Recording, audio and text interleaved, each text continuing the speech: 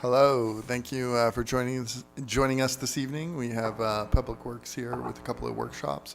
And if I can ask the counselors to hold their questions till the end of each workshop, just so we can get through the presentation. If both of you can introduce yourselves, and then please proceed.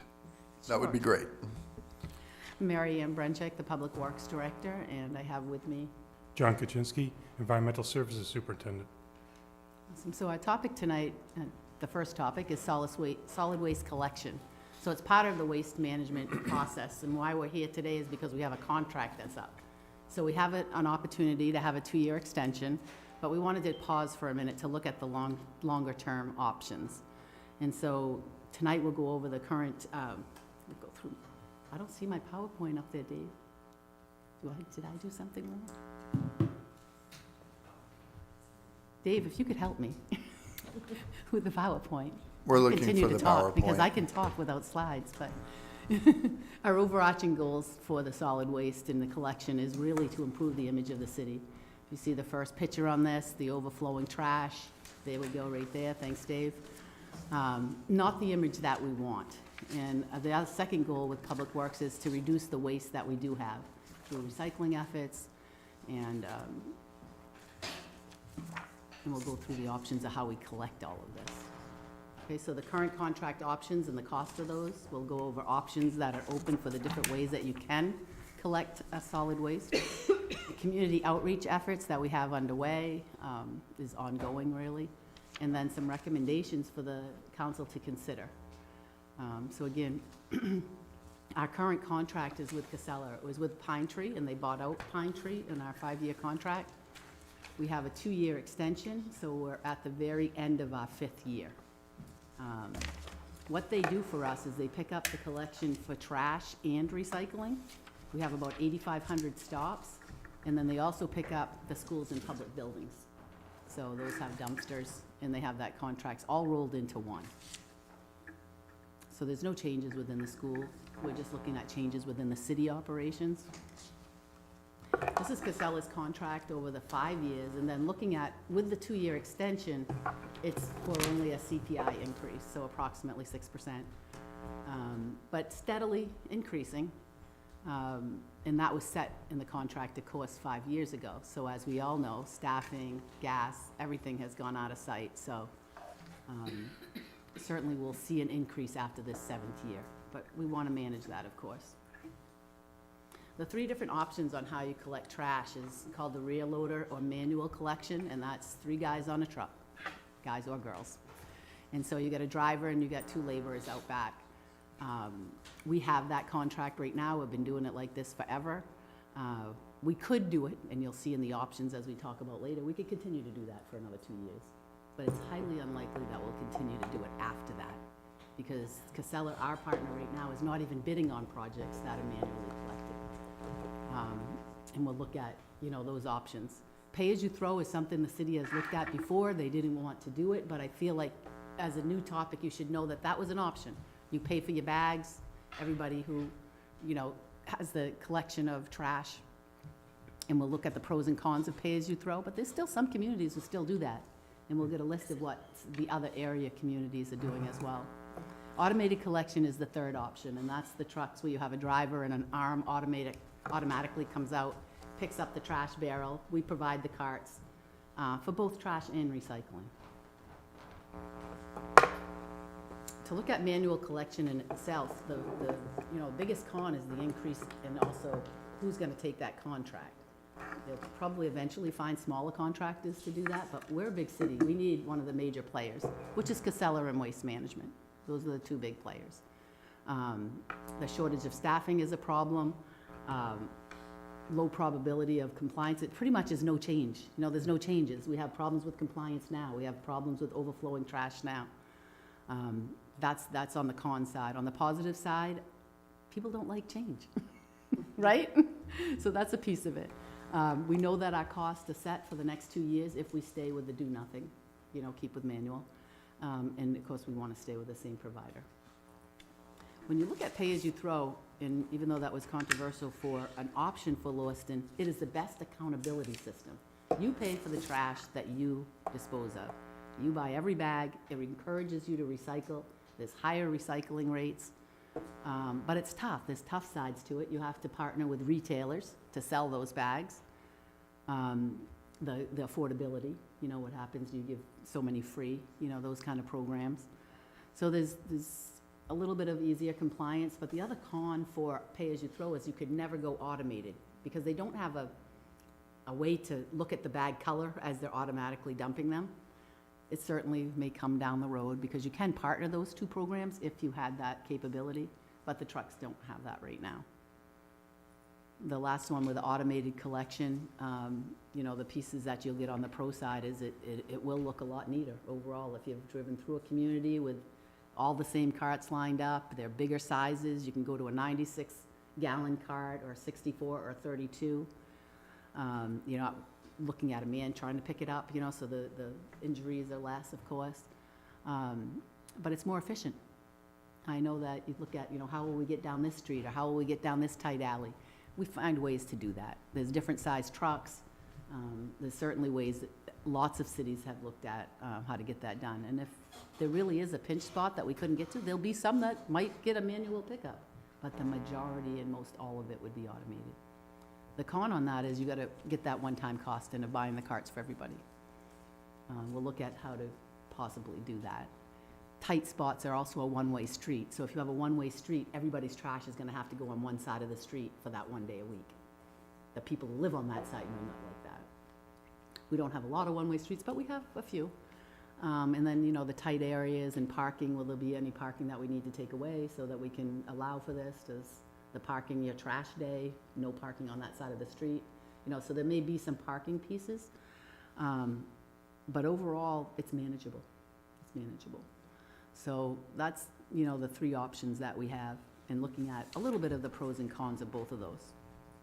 Always the same provider throughout this, in this, just so that you know, Waste Management has one contract in the state of Maine that I know of. It's a community down east. I can't think of the name of it right now. I just had it before I came, but the majority of providers are using Casella. They're our big provider for this area. It's always had the best pricing, and they, you know, will continue to. Another opportunity that we're looking at is that right now there's a partnership that's called the Recycling Partnership. It's a national group, sort of like Keep America Beautiful, that gives you a rebate on buying recycle bins and totes. So if you buy the tote, it's $60 average cost. For a 64-gallon, you'd get $15 back. There's an open application for that. There's no end date, but that is their mission. They're out of Virginia. That's all they do is focus on recycling. So I don't think it will go away, but we want to be mindful that could be, you know, $150,000 savings for the carts that we need to buy. Still substantial. So we want to look at keeping that in our mind, that we want to be able to use that in if we choose to start this, that we take advantage of this opportunity as well. Community outreach for what we want to do with our trash has just started. We get more complaints than we get compliments, let's put it that way. John receives those, and Yes, him and all the Bob time. manage them. But we probably have more of those complaints ourselves when we see the overflowing trash, and, you know, kind of looked at the 2 times a week pickup. We think the bigger garbage cans will take care of some of that overflow. Right now, the Recycling Committee, which is an ad hoc committee of the Economic Development Group that the mayor has running, is looking at landlord surveys. It's kind of how are we meeting the landlord's needs and how to better do that.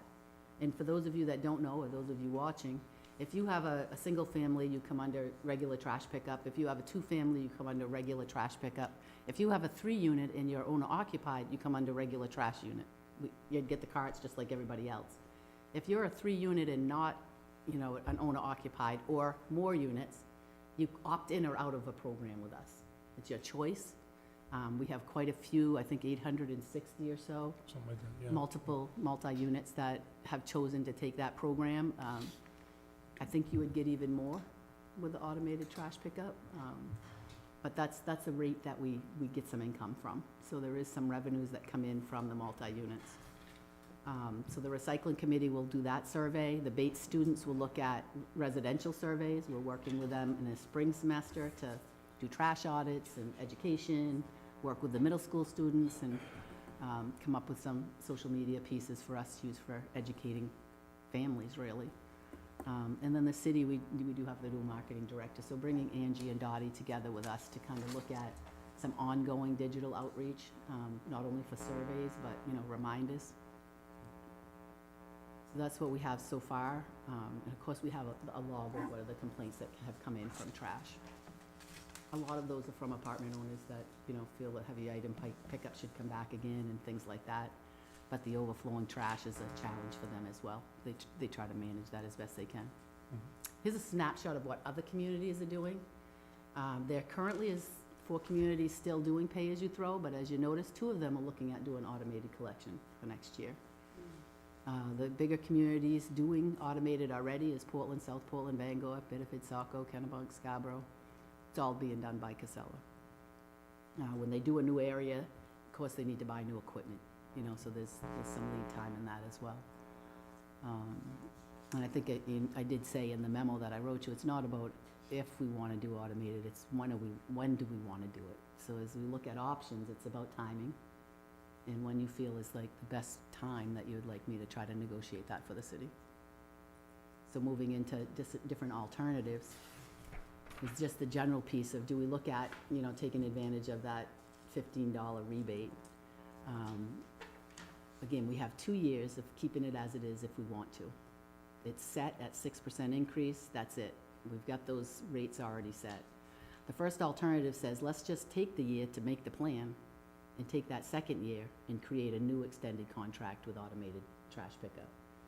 So you could finance your carts through that 5-year contract, or you could buy them up front as a capital item. It's approximately $1 million to buy carts for everybody. And that's in the program now. So you're looking at, multiple ones for the units, a recycled and a trash can for everybody. It's about, 10,000 carts. So that's kind of one thought, and I put on here, and I want to explain it a little bit, because I'm not sure that this has been that common in Maine, but I had used it and helped create this a little bit more in the Virginia work that I've done, is a solid waste user fee. So sort of like the stormwater fees, because I'd say John over here, because he does stormwater and solid waste. He does both for us. But when that started, nobody in Maine was doing it, and we still are a leader in that. There's lots of communities that don't have a stormwater fee. So the solid waste can be like a utility. It can be treated like a utility. That's a funding program that I have some familiarity with, so I feel like when we get our contracts with COUNCILOR done, we have free recycling right now, just to remind you. They pay a little bit of rent, we get some income from them using that building, but it was free recycling. That goes till 2033. So in 10 years, we may be paying for recycling. There's no markets for that. Right now, the going rate, they call at the gate, is $150 a ton. So it's very expensive to get rid of. So that's a great contract we have right now. So we want to be able to say, okay, when that runs out, do we have a system that's treating this more like a utility as an option? The second option is that, we look at doing the 2 years that we have, looking at purchasing some carts with the capital program if we wanted to do that, and then go out to bid for a contractor. So on that 3rd year, we're doing something. So if we went out to bid, it's gonna be Casella anyway. They're the only ones showing up for bids. Eventually will probably be some more competition with Waste Management, but they're a national company that hasn't been competing on these bids. So that's a second alternative. And the third is always, do nothing. You keep the 2 years as is, you go out to bid, see what happens. And so it's really about, what do you guys think? And what do you think is the best alternative? From our, inside conversations within Public Works, is we're looking at prices are going up. If we negotiate something at this point, we're gonna get better pricing than waiting 3 years from now. And this is what it looks like. The carts with different color lids. They'd still be all Casella carts. You line them up in your driveways or by the edge of the curb, and that's, done in a quick, efficient fashion. So that's kind of my general overview of course, there's some hybrid options to all of that, but the choices are, really, what would you guys like to do? Would you like to stick with as what we have now and see no changes? Would you like to look at starting a contract and what we have right now with extending Casella's contract for another, not only the 2-year extension, but another 5-year extension? To give you a little bit of explanation on that before you ask your questions, is when you start a new contract for a beginning automated, you need a minimum 5-year contract period. So we only have a 2-year extension, so it would be another 5 years beyond that. In talking with Alan Ward, our purchasing agent, this is a partner that we've had for a long term. You know, developing and extending relationships is something we look forward to doing, we want to do. We have 2 other partnerships, so beside the recycling center, we also have the resource. Resource, yeah. So that's where we lease the land to them, and they let us bring our wood and bulky materials there. So we have 2 amazing contracts with Casella right now. It makes sense for us to say, let's continue down this path with Casella. It's just, what would you like them to do? Keep things as they are, or move towards a plan that would be automated? We couldn't start it in July. We don't have enough time. It would take a good year to, you know, get equipment, educate people, look at routes, look at parking, all of those kind of things. But we do feel like that's where the future is going, so we want Lewiston to be ahead of that. We want them to get the best pricing that we can get. And ready to answer any questions, John and I, anything you want to shoot at us. Councilor Pease. Thank you, Mr. Mayor. Just a couple of basic questions. I think if we stay the course with the 2 years, I think we may be looking at a larger increase 2 years down the road than what we could have if we kept doing exactly what you were saying. So that's one. The other is on the manual pickup, there are a lot of people, in fact myself was one, that have cans that I have 2 types. They're both, one's a recycle, one's a green. One I'm sure would work. The other one, I'm not so sure. How do we get one anyway, and then? Everybody gets a cart. Everybody would get a trash and recycling cart because it would be guaranteed Right. and managed by Casella. And that certain bar that they put in there has got a certain weight. Whether you bought one at Home Depot or Lowe's would maybe have that same strength that a vehicle could pick it up with. So Okay. we'd want to, everybody would get a cart. Okay. And the other is, you mentioned something about a 3-family, which fall under, on the same category as a 1-family. It's a residential, if it was owner occupied. If it was owner occupied. What about the system that's there now for trash pickup? That's the system now under our current ordinance. Well, I had a 3-family and I lived in it for years, and I had to pay to have my trash picked up because they didn't consider me in that category. I don't know when the ordinance may have changed, but that is the current ordinance. I It's don't know current. the date of what. Yeah. that I don't was know changed. when it's changed either. I just, Yeah. When I So left it there, might I not have just been have forever. I to. mean, I know you've been a land property owner for a while, so Right. it might have been a change that was made, and we're still looking at that ordinance to, you know, better serve the landlords and assist with Right. their challenges. So Well, I that- don't know when the last update that was. I don't know if Kathy's not here. She's our expert at that. It's just that I worry about trash being left on the street. Mhm. Mhm. And, I think large property owners have more, try to have more control over it with dumpsters and whatnot. Where 3-family, if the owner lives out of town, it's not always picked up. And we're constantly going after them.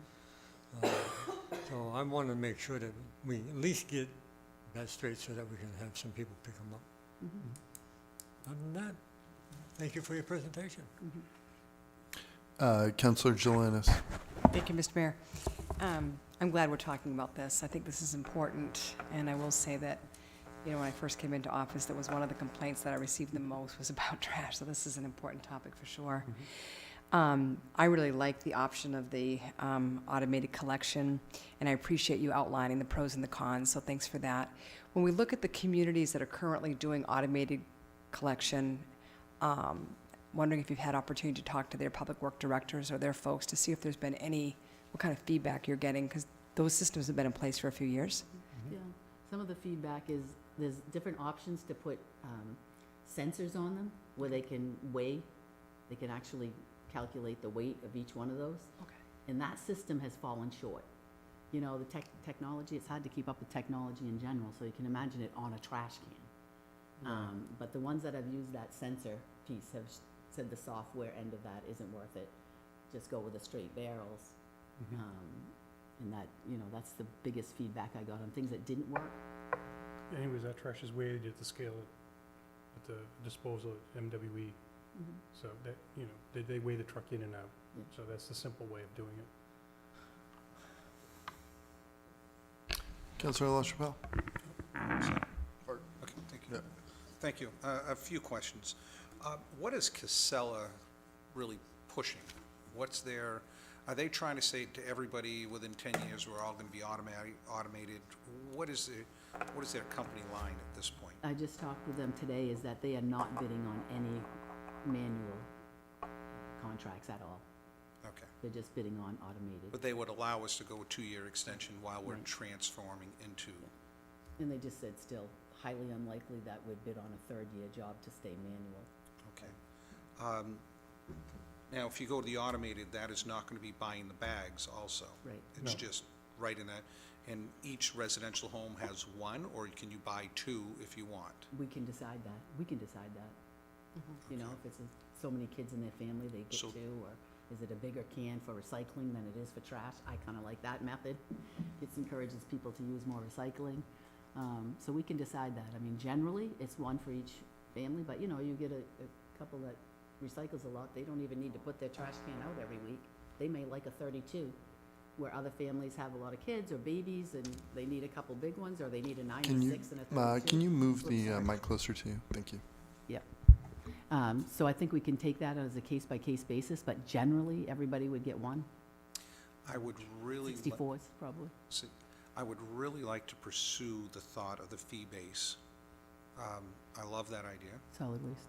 the solid waste fee base, so that everybody in the city pays, not, you know, that 28, 29% that isn't paying would be paying something. So I'd like to pursue and see how that would work and how we can approach it. What is, and now, it's indirect to it, what's our life expectancy of our landfills right now? We did a big review on that for the ash for trash. So with us staying with ash, it was 20 years? It's about 28 to 30 years. 20 to Okay, 30. so Because we're in it's decent actually shape. gone a little bit longer. Yeah. MWE recently put in a metal extraction process that's reduced the amount of tonnage coming to our landfill about 20%. So actually, over the 5-year average has actually gone down. It was, they implemented in the middle of 2019, so the last 3 years, the amount of ash or waste coming to our fill has been going down. Because a third, 20% of it was metal, and they're taking that out. What's our current state with our landfills right now?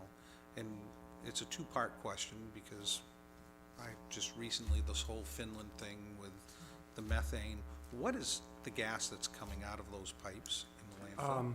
The old attenuated has the methane. It's basically landfill gas. Majority of it is methane, some of it's nitrogen, and some of it's carbon dioxide, but the methane is what's concerning. The ash that we're landfilling now does not generate methane. Okay. So, It's the decomposing of the organic matter that's in the old trash. That's what we generate. Right now, we monitor that monthly, and the amount of methane is almost non-detectable in most of the wells. It's because it's been capped for over 30 years. okay, excellent. And last but not least, with our recycling, and you're absolutely right, who's buying it right now, Yeah, very few. and what are they doing with it? We just got prices from Eco Maine because they, you know, have an open rack where people can come and bring their recycling from any towns. And even cardboard, fully baled, you're still paying $25 a ton. So what is the difference if pros and cons of just not even recycling and just burning it all? Not with Where- our Casella contract. What? Not with our Casella Well, contract. Maine Waste Energy, it costs Yeah. us nothing to recycle. It costs us $81 a ton to burn it, Okay, so it costs us nothing to recycle. at least for the next 10, 12 years, 10, 11 years, yes. I'm liking recycling. Absolutely, and we want to educate people to do more recycling. That only helps us as a community, helps keep costs down for everybody. Excellent, but I'd really like to pursue the fee base and to see, and have that discussion, how it would work, and just following it up on it. Yeah, I can see who else maybe is even doing it in Maine. I know, like I said, I don't care if nobody else is doing it in Maine. Lewiston can lead the way. Well, and it's a utility. It is a utility. Correct. I think in general, people feel better knowing that's dedicated funding for a certain utility. It makes sense. Excellent, thank you. Councilor McCarthy? Thank you, Mr. Mayor. Couple of things. So each house would get 2 containers, correct? One for recycling and one for trash? Okay. Now, what about odd items that don't fit in that trash can? I know I've put some stuff out at the street that wouldn't fit in a trash can, but they pick it up anyway. They shouldn't be picking it up, Councilor McCarthy. They shouldn't I be didn't say picking that. up. Scratch Let's that, put his erase house number it. down. Just kidding. Okay. I am totally opposed to a fee. I think it's nickel and diming the taxpayers.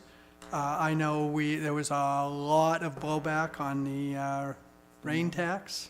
The stormwater. And I think that's one of the few things that the citizens get for, if you've got a household with no kids in it, trash pickup is one of the few things that you're getting for your tax money. So I can't see paying on top of paying your property taxes, so I am against that.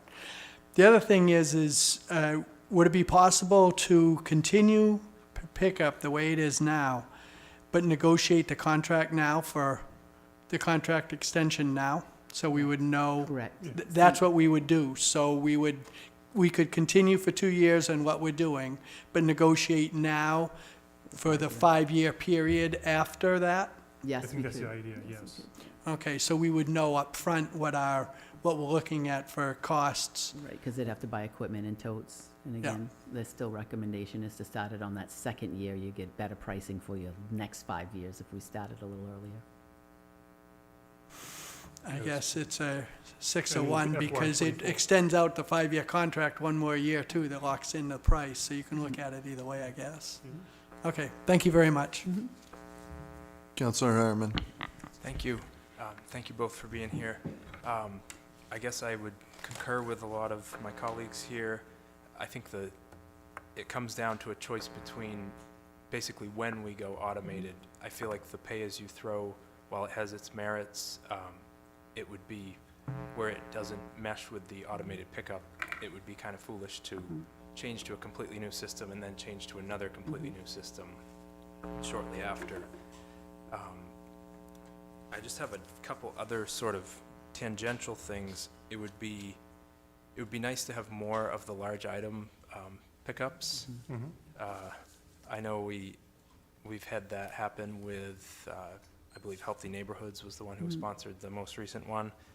But there are a lot of people who don't have a way to get to the landfill to take those items there, and they end up piling up. They pile up either outside or inside and cause other issues. As far as the compost program, does that, if food waste goes into the trash, it currently gets burned now?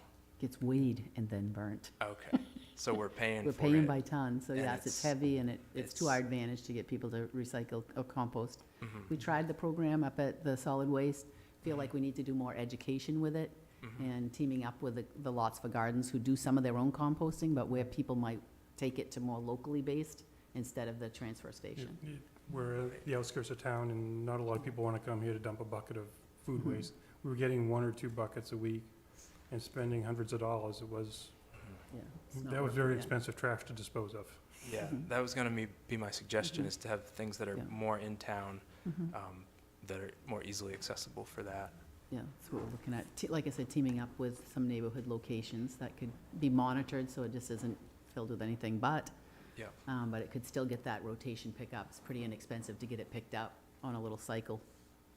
Okay. From, I don't know who does that, someone in Portland, I believe.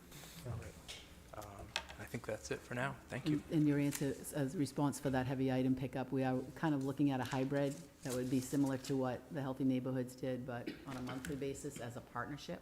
Okay, So you'll see more of that in the budget. all right, thanks. Yes, I think I think automated is just going to be simpler. I think it's going to result in cleaner neighborhoods, and the faster that we can head there, I think just makes a lot of sense. At this point, unless there are pressing questions from counselors, I want to continue so we can keep pace for our next presentation. Can Thank we, you very much. Or did, can I ask one more question? yeah, oh, yes, go ahead, sorry. If there, so what would happen next for me, next steps, is to come back to you in executive session for contract negotiations for what a contract would look like. Is the majority looking at me negotiating that we change to automated the second year or the third year? Second. Preferably second, Would go in the second. Okay, just, thank you. And I can do a research kind of white paper on that solid waste fee so that everybody can have the information. We can use it as It's a worth resource. having a discussion. Yeah. Whether we go with it or not, it's Yeah. worth having a discussion. Sounds good, thank you. On to winter. All right, Thanks, thank you Jen. very much. thank you.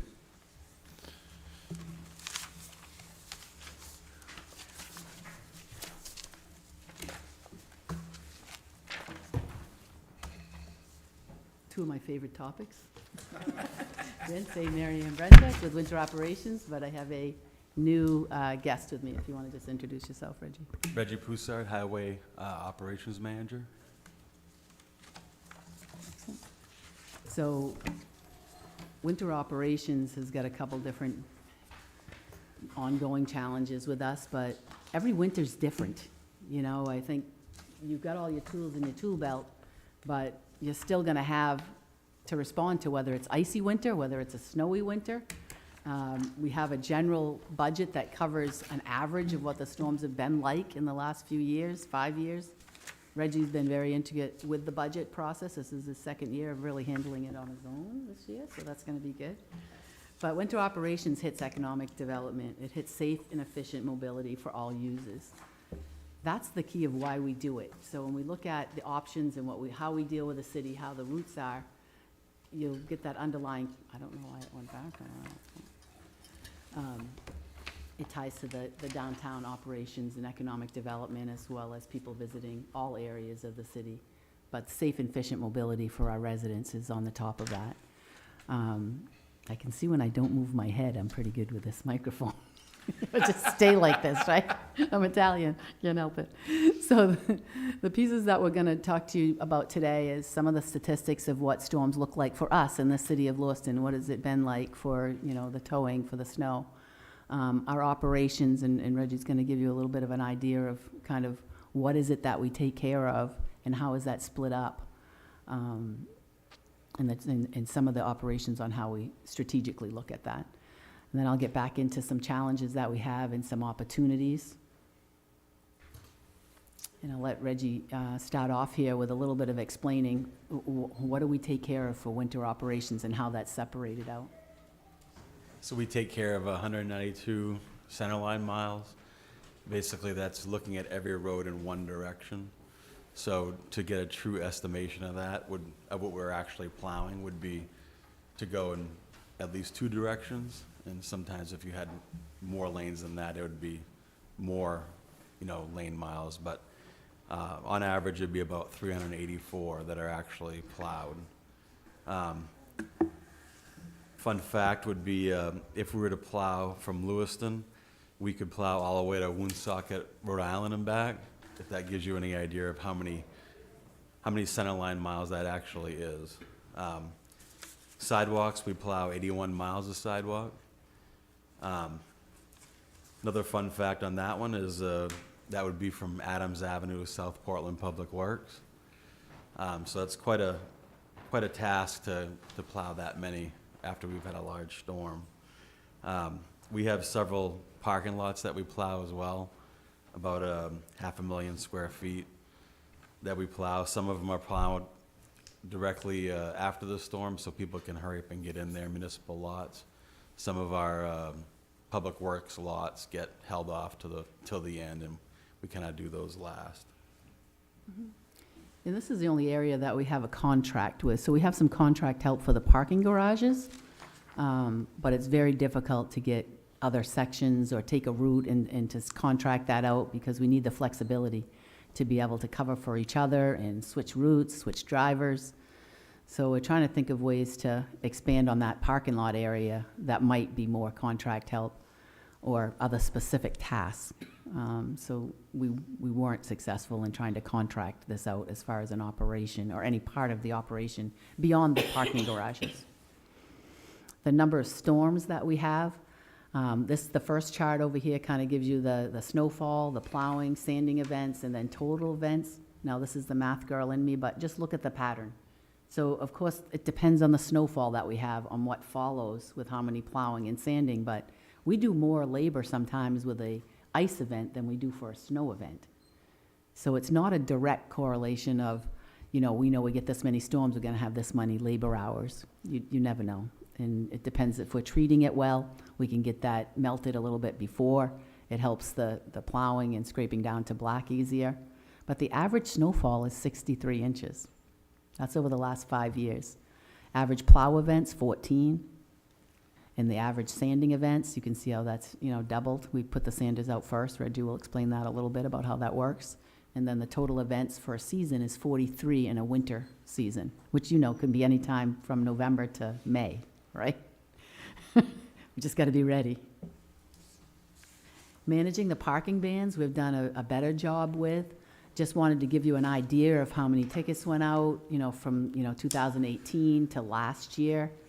Averaging from, 49 tickets is on a slower winter, so we didn't have as many events, only 5 parking bans.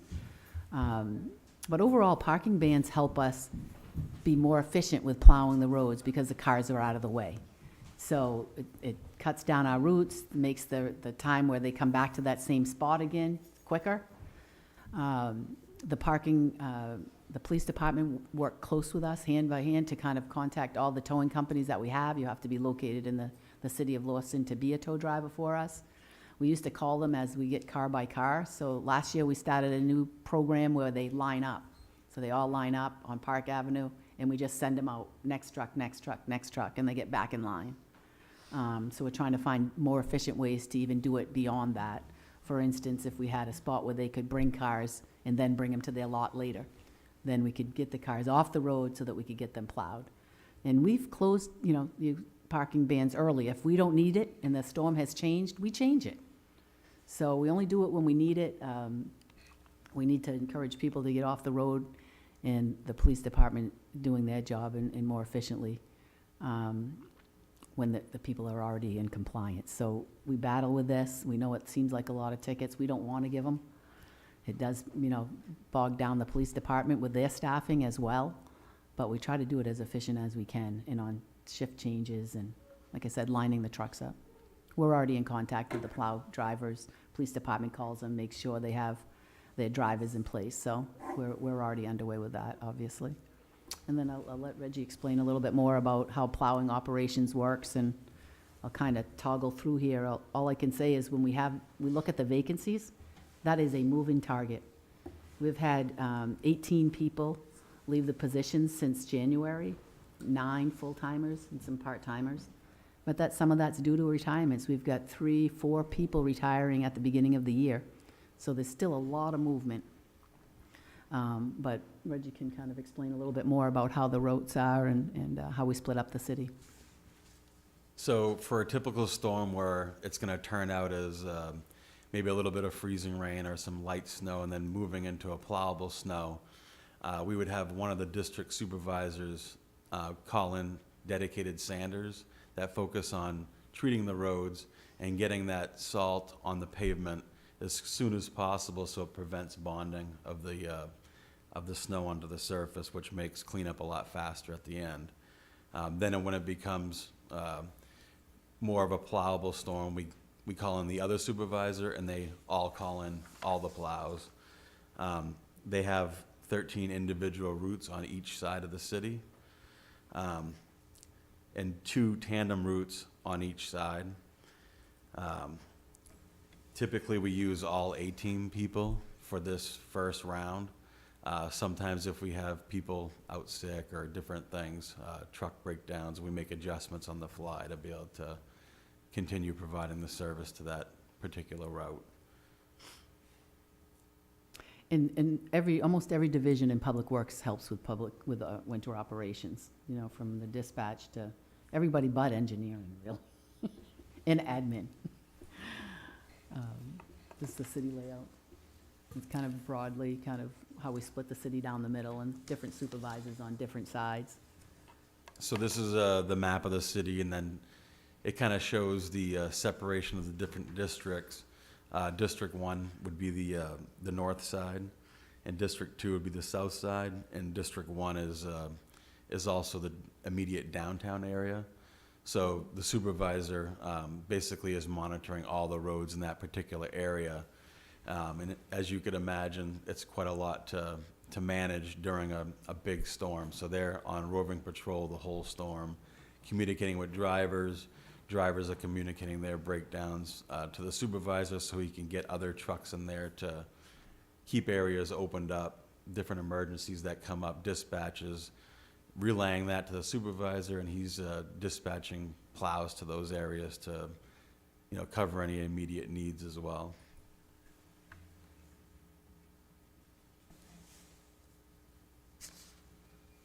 So this is a very big map on Reggie's wall. Okay. So this is the map where we have all the different routes marked out. And as you can see, they're all sized differently. But these routes have been perfected over a long period of time. And each year we're sharpening how these routes are done. We're adding more efficient vehicles. We're adding combination units where some of the units didn't have the ability to sand before.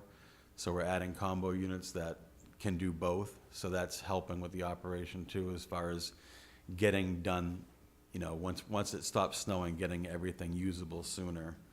The routes for each district, I already explained that, would be 13 each. The tandem routes, those drivers actually follow each other. I'm sure everybody's probably seen that.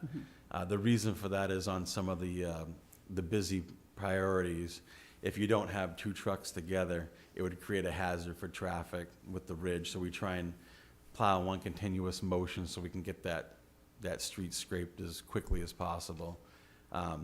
And those trucks also have faster cycle times, so they're scraping more often.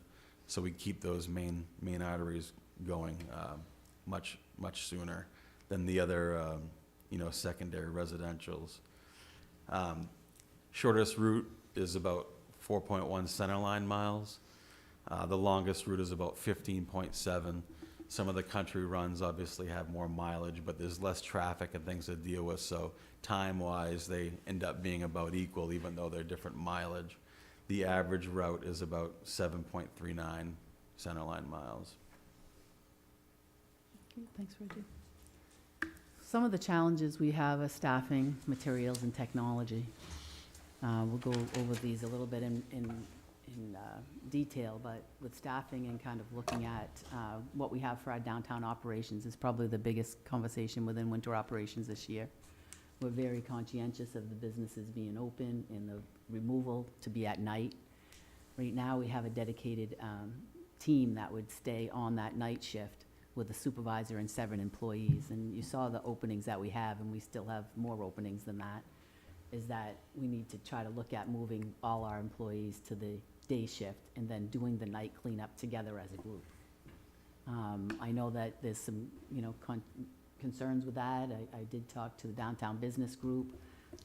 Keith Tannenbaum's first, I knew him from before, but just kind of in keeping in conversation ongoing as the snow starts, and really not having that dedicated crew there no matter what's happening with the weather. We need to be able to be flexible with the people and to move them around. So staffing in shortage is a huge piece to that change. So we'll talk a little bit more about that.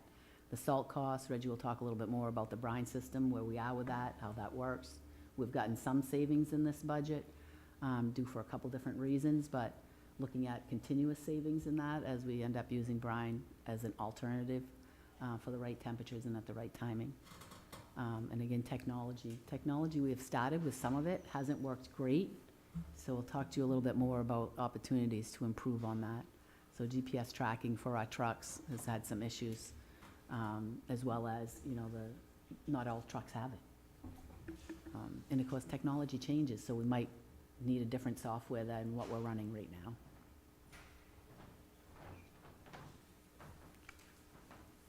So would- Opportunities in staffing. So to reorganize the night shift back to days, obviously, this would change our regular operations, but with the challenges that we're faced with now, it would make us more efficient with responsive operations. During the day, if we have a night crew going, we only have one supervisor to handle all the calls coming in during the day, so he has to assess and then assign all those different, corrections that we have to make after a big storm. So it's a lot for one person to deal with both districts at the same time. And then once the night supervisor is on night, his primary focus is on that snow removal objective. So if we don't have snow and they're caught up, they could be more useful during the day. We'll say filling potholes, or if we have a windstorm come through and we have lots of trees down, we could utilize those extra people to take care of those things. Flexibility to fill the A-team. So if you have a night shift and you have a lot of those A-team operators on the night shift, and we'll say they're through their shift and all of a sudden it starts snowing, well, now you have less people that can work the full duration of whatever we have ahead of us. So it makes it much more challenging to manage that, to be able to make sure we have as many people fully rested as possible when the storm comes. Not forcing the night shift would be a big advantage to retaining employees. So a lot of our newer employees tend to be obviously low senior ranking employees as well. So when we have winter operations, we have a sign-up sheet prior to, and sometimes we have a few people interested in doing that and they sign up. But whoever we need to fill that at the end of the day, they're just drafted on it, and it's the lower ranking employees that just started. So as you could imagine, they haven't been with the city very long. They were just in the job market. So if all of a sudden they're forced to go nights, it could be a situation where they end up finding a job that doesn't require that. So that could put us more in a bind to try and find new employees. Less noise complaints.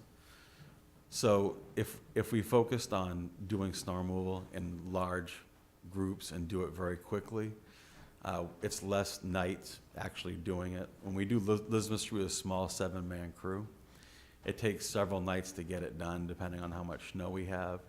But if we had a large crew that's double or triple that size, we can really move through there in just a few hours. So really disturbing people for a shorter amount of time, and we can go in there and knock it out very quickly. Blitz. The reposting of mechanics to include different levels there, I think will also help us, because mechanics are a big, huge part of winter operations. If we didn't have the mechanics, we'd have all the trucks parked broken within the first 3 hours of a storm. So they're very important, and they all have different specialties. So the more help that they can get, the more efficient we are on the road, because they're absolutely needed for us to get our job done. We've posted for some temporary winter staffing. This is to satisfy those vacancies that we're trying to fill but haven't been able to.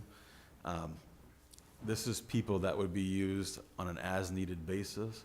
So as the demand is required and we use up all of our A and B team drivers, we could have some additional staff to pull in to man vehicles that are parked. So we have 3 right now, and 1 is still pending, obviously still looking for more, so hopefully we can find a few. Just a quick update as well on the materials with what we're doing with the brine system. I know we got funding July 1st. It doesn't happen like this. We're in a process of getting that in place, and one of the overview pieces is that we're gonna put it in the 103 Adams Ave area in the back of the shop where we have a car wash right now.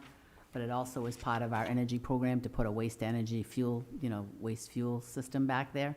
So there was competing space on where we could do that. So we're going to install it at the ops center, which is ultimately where we want it, which is right across from the salt shed at the end of that building. And Reggie will give you a quick snapshot of what that's gonna look like. Okay, So salt brine is a 23.3% salt content mixture. You're basically getting, with 1 ton of salt, you're getting 1,000 gallons of salt brine. So when you use salt brine, that picture is showing what they call anti-icing. Anti-icing is when you put salt brine before a storm, when the sun's shining and everybody's fresh and in daytime mode. That's when you could put material down, and what happens is the water evaporates out of that blend, and it leaves behind just the salt, and it gets in every nook and cranny of the pavement. And then when you get that initial snowfall, it prevents the bond, and it gives you a little bit of a time delay is when you need to get out there, and at the end of the storm, it helps you clean up faster. What it also does when you de-ice is when you're spraying the material as it's exiting the hopper onto the pavement. When you do that, it makes the salt heavier, and when it hits the pavement, you have less bounce and scatter, and you're able to lower your application rates because brine is what actually melts the snow and ice, not the actual granular. So you're making that react immediately, and it's sticking to the road surface, and it's not scattering off the road, so you're actually reducing your application rates by up to 30% by pre-wetting like that. Our new system is going to look like, we're going to have 3 5,000 gallon tanks at the equipment garage on 195 River Road, our operations center. And this is going to take up 2 of those bays on one of the gable sides. We'd like to get all the stuff inside, so that way there, if we have issues with it, you're not trying to wade through 2 feet of snow to figure out what line's broken or replace pumps. So we're trying to get it all inside so it's nice and clean and neat. Having that capacity is going to give us the ability to enhance the material with a second product. So we're looking at a product called mag chloride, and it also has organic materials in it like molasses. And when you make a blend of that and you put 30% of that with 70% salt brine, it allows you to use these materials at a much lower temperature, and you can use a lot less, and it also coats the salt so it reduces corrosion as well. So it would give us the ability to start using that material. And the actual machine that would load the trucks has the ability to blend these products for the driver on demand. So if the supervisor tells them they want a certain blend, they're able to just type that in, and it's going to blend it right at the pump to the truck. So it'll make us a lot more efficient, and it'll give us a lot more ability to do other things. So one of the things that we did this year too, leading up to the salt prices being increased, is we purchased 1,800 tons of salt at last year's budget price, which was 40% less than it is currently. So this saved us about $43,000 to do that. Another thing that we did to try and reduce costs this winter season is our sand salt mixture. We typically would mix that with a 5-to-1 ratio. And this year we went to 10-to-1 to try and reduce that salt use. And really the sand salt is strictly for an abrasive anyway. So that's used when it's very cold and the salt doesn't work anyway. We're putting down this sand as an abrasive to give us some traction through that period of time. But we're gonna try and use less sand moving forward to, make it less cost to clean up and those sorts of things. So a quick snapshot on that, where we are right now is pulling together the RFP. We've gotten the equipment that we do want to get. We did some research on that. Auburn is helping us out with filling all our brine trucks, and we're just replacing the salt that they're putting in the water. And then we'll install this over the winter as soon as the equipment comes in. So it hasn't been ordered yet. It's kind of getting to know what we want and putting that RFP together so that we can purchase the equipment. And not sure of the delivery time on that yet. We don't think it's excessive, like 18 months or something. We're guessing a few months, hoping, praying. So that's our snapshot on that. So we will be using it and building that as a permanent setup at the ops center. Thanks, Reg. The other opportunities is to just kind of go through this quickly is technology, and that certainly is going to help us be more efficient. Our GPS tracking system right now helps track the trucks and what route they're going. So when someone calls, we can say, hey, this truck just went by your house at 12:02. That is key. Getting this in front of the dispatches is the second part of that. We don't have that yet. The material usage, when he's talking about how much salt you're putting down, we're just programming that right now. IT is helping us, MIS, to kind of look at the Sanders software. And again, that's never easy. They don't tell you exactly how to do it, and it's different for each truck. So they're in the process of doing that for the Sanders and the software where we can do it. And then we're looking at weather cameras. There's different types that you can purchase for this, and so we want to be able to move them around town. So if we have a spot where the weather is acting differently, we can move that camera to different locations. The hands-free communication is key for when you're doing snow removal. So if you got people working on the ground, you got heavy equipment, you can't hear anybody, you can't see, it's going to be good year-round. So the hands-free communication is key for our budget for some technology. And then just researching, like I said, the software that we use for managing the fleet, looking at the routes, looking at usage, may not be the best one. It hasn't been successful for us, but we're trying to learn how to use it better this year, and then look at what might be another alternative. That's kind of what one idea of what a smart camera would look like. That's it. That's this. We can remove snow during the day or at night, but again, we'll be very sensitive to businesses downtown, keeping them open, and staying in communication for what they feel isn't that same level of service that they got when they had a crew that was downtown.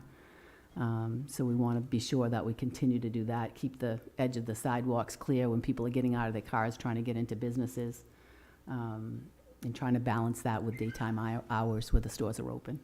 So any questions? That's kind of was our big, we did have a couple winter tips there. We'd like to, just because we have the public, just remember winter is keep your trash cans not out in the middle of the snowbank.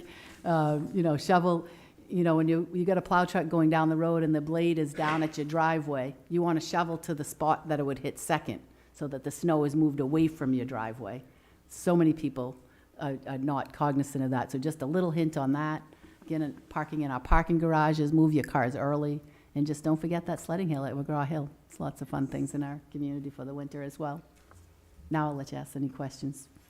I appreciate Public Works and everything that you do, and winter snow removal is obviously very important, and I understand the constraints that you're working with at this time, and yes, anything you can do to help remove snow from downtown will be a huge plus for our downtown businesses. We have many new businesses that have started, and they need to keep doing business throughout the winter. So I appreciate your efforts. Councilor McCarthy. Thank you, Mr. Mayor. Just a few things here. The parking ban, you talked about the tickets you're giving out. Now, this is, when I was always growing up, it was a permanent parking ban from like December 1st till the end of March. So the city's tried to be proactive in not banning parking all the time, just when it's absolutely necessary. So it's not like we're going after people because it's snowing out, it's because it's necessary in order to be able to plow the streets effectively. Is that a fair statement? Absolutely. Thank you for saying it. One of the complaints I had when I was, and there's probably nothing you can do about it, but when I was knocking doors this summer, is off of Main Street in Lewiston, the neighborhood is the last one plowed every storm. And I think I had at least a dozen people in that neighborhood, that was their number one concern, was that they're always the last one. Why are we always the last one? I know that, logistically, it's probably impossible to do, but I didn't know if there's some way to shift the routes back and forth so that at least they're not always the last one.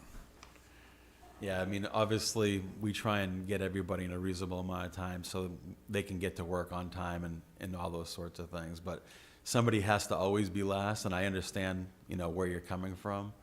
But it would actually take longer in most cases to be able to flip-flop those. The routes are designed to make them as efficient as possible. So if you started opposite and worked in, you'd be getting the higher traffic areas after, and you'd be causing more accidents. Traffic would start flowing, and it would make it harder for you to get that plowed first. So the outskirts are done last because traffic and those sorts of things aren't as much as a concern. So you try and get the critical things opened up as quickly as possible, and then move on to that next. Yeah, unfortunately, the people that are complaining are on the downside of a hill, so when it snows, it's hard for them to get out when it is snowing. But I totally understand what you're saying. I figured it logistically, it didn't make sense, but I at least had to mention it. Sometimes we can do a center run, clear the Right. center and then come back and do the full route as well, so. We still- get calls like that. We try and accommodate people. So if they have a specific issue, sometimes we're able to talk to the driver and plow things a little differently to make it a little better for them. So we are open for suggestions by the public, and we make, different changes like that often, so. Awesome, thank you. One last thing, is there a night differential for when they have to work at night? There is, so we wouldn't be paying that. Again, watching our overtime is the balance to that. Okay, so it doesn't behoove you to pay a night shift differential when, to get volunteers to work nights? No, it doesn't. There's no one signing up for it, and there's no union issues with that. We did pass that by our union rules. So no, there's nobody that wants to work that night. Even the supervisor doesn't, but he's the least seniority supervisor, we have to force him. Okay, thank you. We're getting close to time, but yes, Councillor LaChapelle? Thank you. Just clarify for me, am I hearing we're not going to be plowing at night at all, or is it just limited plowing at night? Or- We're gonna be plowing all 24/7. It's that we're not gonna be removing snow with that dedicated crew downtown. We'll still be removing snow, but it will be done in a blitz. So the whole crew would be doing it. And that would be done during the day? It has to be done at night, Okay, snow it has to be removal, yeah. done. Okay, yes. In because areas out of town or corners I'm and on sight Lisbon distance, Street. we There's no can do way of that. plowing Lisbon Street Yeah, during right, the day. it's gonna be during the night. So the plowing, there'd be no change to that at all? We're only talking snow removal. I'm very impressed with the Public Works and their plowing. They do an excellent job. I was surprised at how often they cleaned Lisbon Street a couple times last year. I'm saying, wow, that could be like another storm before you have to pick it up. So maybe addressing how much snow is there before you remove it, maybe increasing it a little bit. But you do a great job. Thank you. Thank you. You're good, Councillor Pease? Okay. Thank you both very much. Please extend our thanks to your entire department. We will. Thank you. We are going to take a very quick break, and then we're going to start back up in a few minutes. Thank you.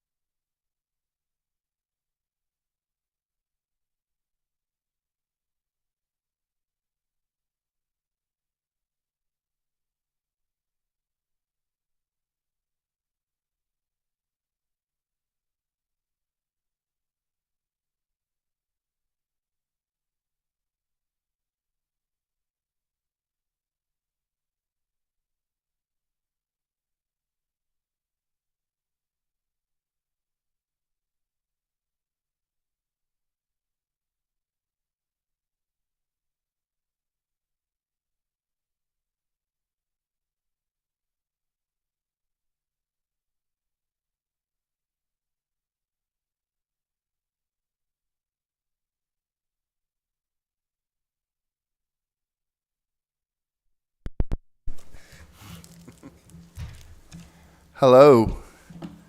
Good evening. Welcome to Lewiston City Council. We will begin with the Pledge of Allegiance and will be led by Sam Boss.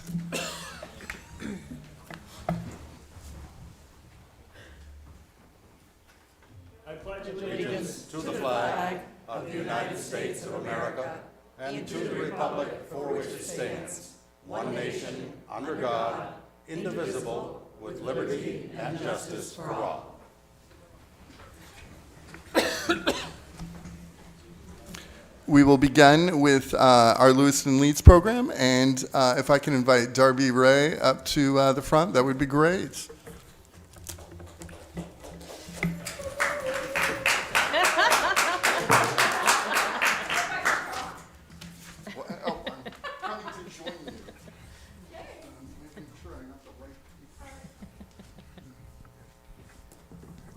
Thank you, Madam Clerk. Hello, everyone. This evening, I'm proud to recognize Darby Ray, an esteemed member of our community for the Lewiston Leads program. Darby fully epitomizes what Lewiston Leads is all about, and most importantly, teaches students to also serve the community, an impact that will reach far beyond what one person can do themselves. Darby is the head of the Harwood Center, a community outreach and civic engagement program at Bates College. Through her hard work, every year, roughly 500 Bates students volunteer at schools and community events, support local nonprofits, and contribute to projects around town, such as cleaning up Riverside Cemetery. Many of the students that stay in Lewiston after graduating from Bates have cited Darby Ray and the Harwood Center as the driving force for why they have a strong connection to the community and want to continue to live here. As we work to attract more young people to Maine, the Harwood Center contributes by instilling a sense of purposeful work and upstanding values in their students and allows them to see themselves as part of the Lewiston community. Beyond her work at the Harwood Center, Darby is a committed community member and engaged resident. As a longtime trustee of the Lewiston Public Library and a member of the Maine State Library Commission, Darby has prioritized equality of education in our city and state. In addition, she is an advocate for the arts and is on the executive committee of LA Arts and serves on the Lewiston Public Arts Committee.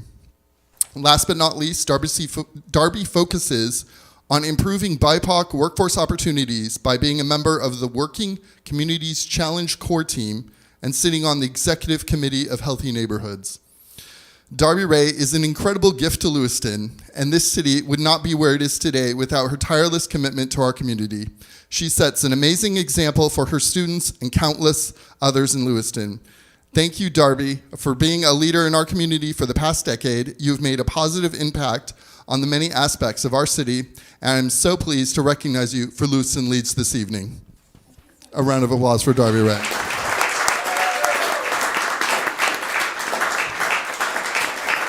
This is the challenge quote.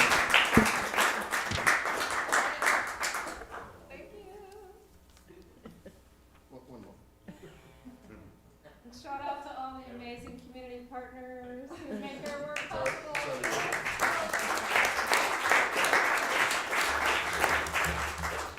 Oh, that one's off. That's off. And now the council. That's off.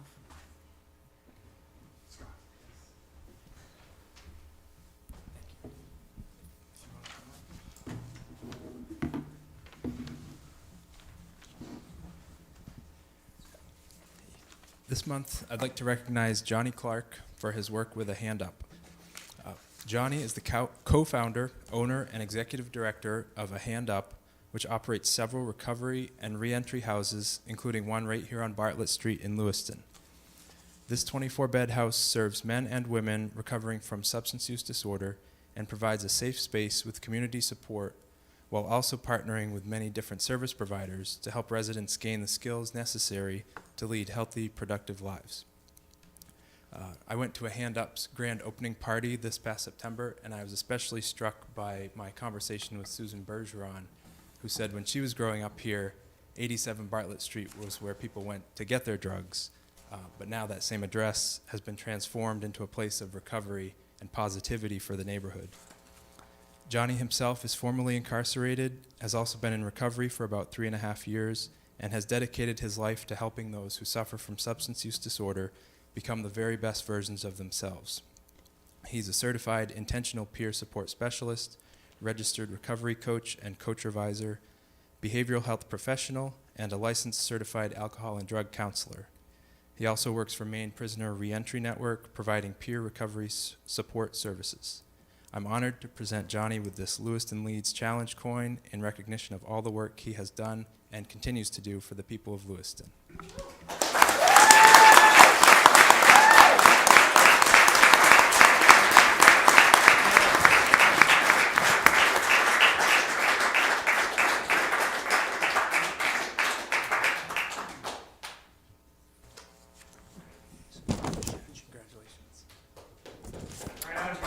Another round of applause for our Lewiston leaders this evening.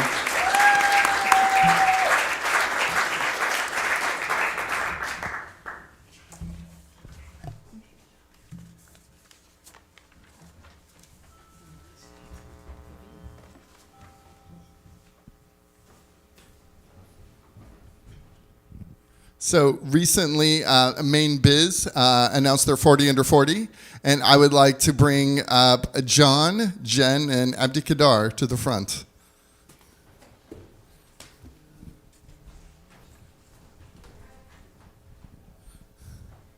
So I have this proclamation that I will read.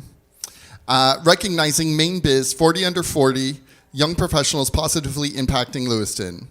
Whereas Mainebiz, a leading source of Maine business news and analysis, recently recognized the drive, passion, and accomplishments of 3 young professionals who contribute to Lewiston's business community, and whereas Jen Lever, president of Baxter Brewing Company, Abdikadar Shire, founder and co-executive director of AK Health and Social Services, and John Boyan, president of Sam's Italian Foods, are part of Mainebiz 40 under 40, and whereas Mainebiz regards Jen, Abdikadar, and John as outstanding role models within the business community and leading Maine into the future, and whereas Jen, Abdikadar, and John are committed to personal and professional growth and to making a difference within our community, and whereas John led Baxter Brewing through a complete rebrand launch and created an environment that effectively navigated the pandemic, achieving double-digit growth for the last 2 years, whereas Abdikadar is a nonprofit health field leader and founded AK Health and Social Services. He recently received the Bates College Harwood Center 2022 Community Partnership Award for new initiatives and is dedicated to providing exceptional support to those in need. And whereas John, as president of Sam's Italian, holds a leadership role in preserving the legacy of a business in operation since 1939, as well as overseeing a recent transition to employee ownership. He is committed to employee owners growing professionally, as well as them growing the business and its revenue. And whereas the city of Lewiston is proud to have these exceptional leaders in our community, applaud their Mainebiz recognition, and look forward to what they will accomplish next.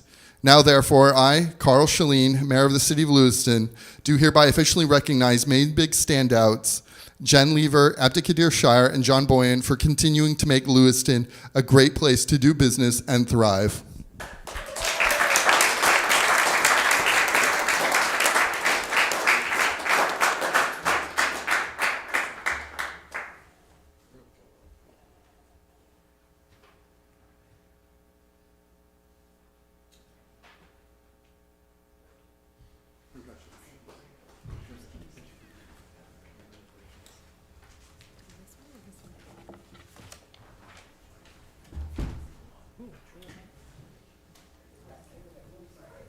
I'm okay. Can I have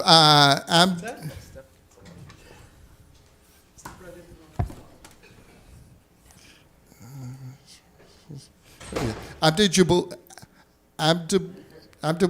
Jabbar? If you Abdul Jabbar, there we go. Come to the front, please.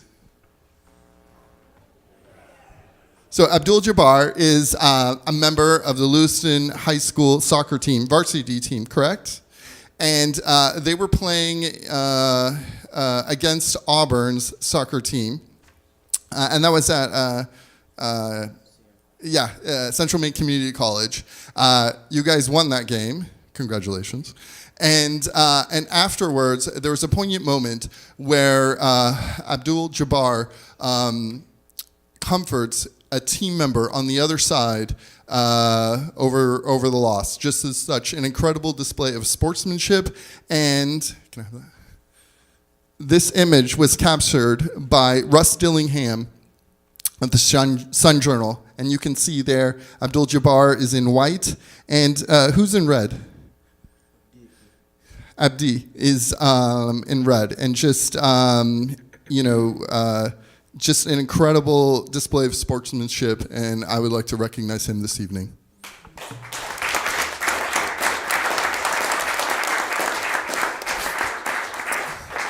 This certificate in recognition is presented to Abdul Jabbar Abdi upon his demonstrated sportsmanship during the Class A North boys soccer semifinal. The compassion and humbleness he displayed towards an opposing team member captured the hearts of many, and he is a stellar example of Lewiston youth.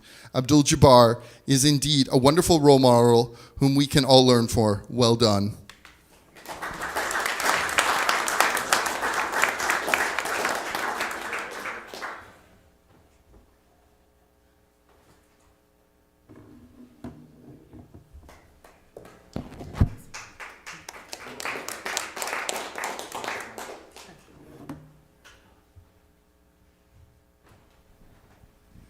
So this actually, sorry, I'm not giving you this, but you get a really nice certificate, Abdul Jabbar. This is actually hangs in Dottie Perry Whittier's office, and I borrowed it this evening just so you can all see this photo.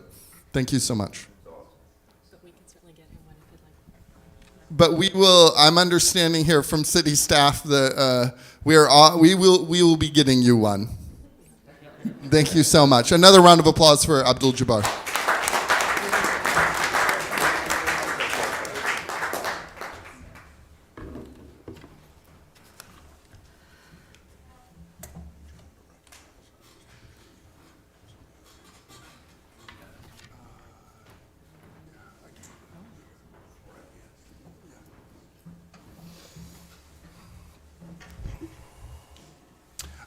So a couple of things before we get going here. In the audience, we have District Attorney-elect Neil McLean.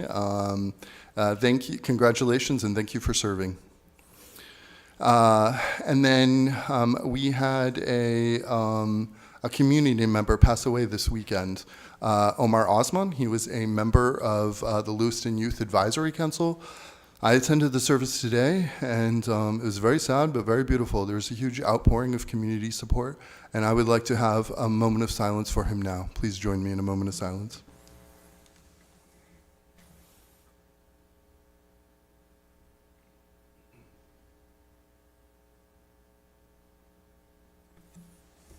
Thank you. Madam Clerk. Thank you, Mr. Mayor. All roll call votes for this meeting will actually begin with the Councilor of Ward 2. We will note that the Councilor of Ward 1, Councilor Scott, has an excused absence this evening. And we'll also ask that you skip the meeting minutes, and we'll bring those to you at the next meeting. That's my fault for not getting those done into you in time, so we'll bring those to the next meeting. Thank you.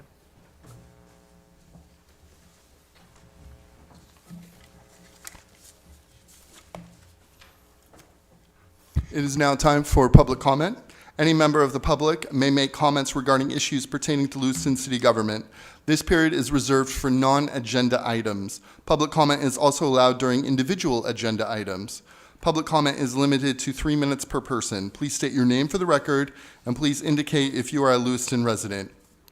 Because this is the business meeting of the City Council, all questions should be directed to the mayor, who will ask staff to follow up at a future time. It is illegal for the City Council to allow comments related to personnel matters. All personnel complaints should be made directly to the City Administration Office.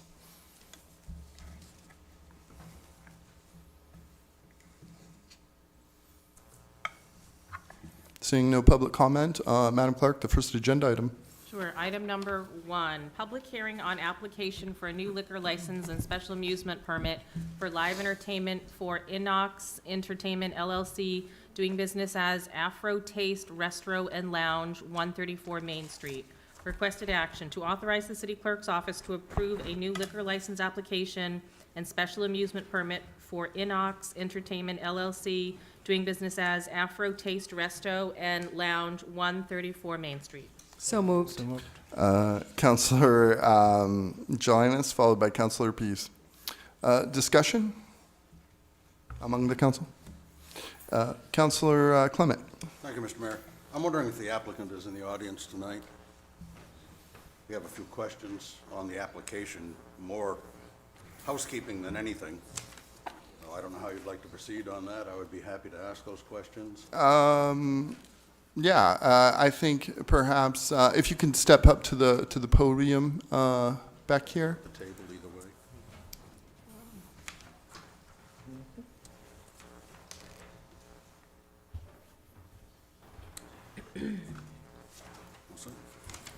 First of all, I notice on the application, you list the school, church, or whatever nearest the business as Walton Elementary School, which I believe to be in Auburn, not in Lewiston. It was, I just like did kind of like narrowed the miles of the nearest school that I could find on Google. But we don't have any, it's like there's no near school or church around the business. Perhaps we need to clarify some things on our application then. I believe that's a state application. Right. Then maybe we need That's to why. augment it with some information of our own or an explanation sheet. And there seems to be some confusion as to some addresses on here. You are the two partners, equal partners? I'm not sure who I'm speaking with here. Are you Gail? No. My name is Pamela, and Okay. yes, I'm the assistant for the business. And then we have two main partners in the business, in the LLC. And then we did add the manager, which was requested by the city clerk, that they needed the information to run the background check. Okay. I noticed, now, is Innocent here tonight? No, he's not. No. Okay, because I have questions on the address. Several different addresses appear on the application in different places, and I'm just wondering, I- what is the current address? I could clarify that too. I have all their information. He currently lives in Auburn, 43 Dummy Drive, I see. and then he used to live in Forest Ave in Portland. He recently moved to Auburn. Okay.